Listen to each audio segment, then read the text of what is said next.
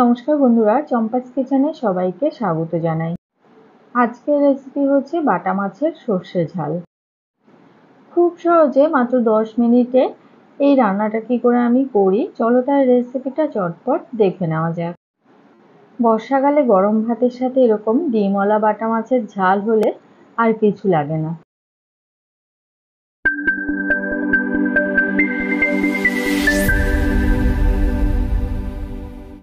তো প্রথমেই গ্যাস জ্বালিয়ে একটা কড়াই গরমে বসিয়ে দিচ্ছি।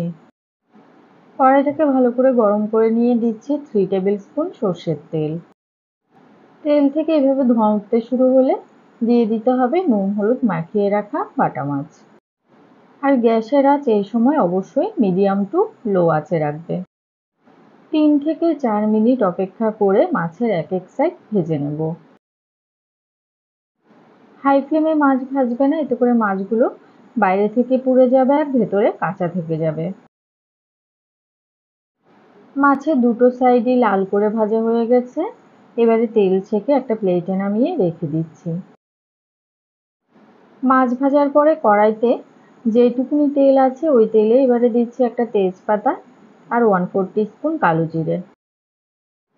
জাস্ট 4-5 সেকেন্ড কালো জিরেগুলোকে ভেজে নেব। আমি আগে থেকে 2 টেবিল স্পুন হলুদ সর্ষেকে একটা কাঁচা লঙ্কা সামান্য লবণ দিয়ে বেটে নিয়েছি। এই মিশ্রণটা এবারে দিয়ে দিলাম। মিক্সিং জারটা ধুয়ে হাফ কাপের মতো জল দিচ্ছি। একই সাথে দিচ্ছি 1/4 টিস্পুন লবণ আর 1/4 টিস্পুন হলুদ গুঁড়ো, হাফ চা চামচ চিনি দিলাম। এবারে সমস্ত উপকরণ ভালো করে মিশিয়ে গ্যাসের আঁচটা হাইতে করে দেব। এই রান্নাতে খুব বেশি ঝোল হবে না, ঝোলটা একদম ঘন ঘন হবে, তাই জলের পরিমাণ অবশ্যই নিজেদের পরিমাণ বুঝে ব্যবহার করবে।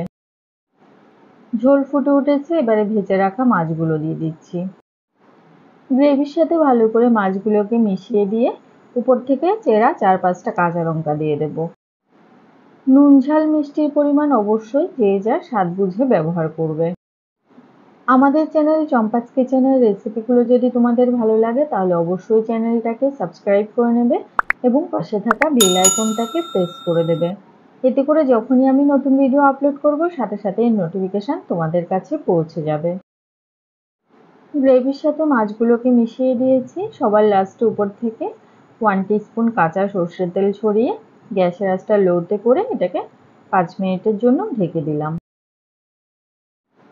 কিছুক্ষণ ঢেকে সেদ্ধ করে নেওয়ার পরে দেখো মাছের ভিতরে সমস্ত মশলার ফ্লেভার ঢুকে গেছে আর গ্রেভির চারধারে তেলও ভেসে উঠেছে। আমাদের আজকে বাটা মাছের সর্ষে ঝাল রান্না কিন্তু কমপ্লিট। যেদিন হাতে সময় কম থাকবে সেদিন কিন্তু চটজলদি এই রান্নাটা অবশ্যই বাড়িতে ট্রাই করতে পারো। আশা করি ভীষণ ভালো লাগবে।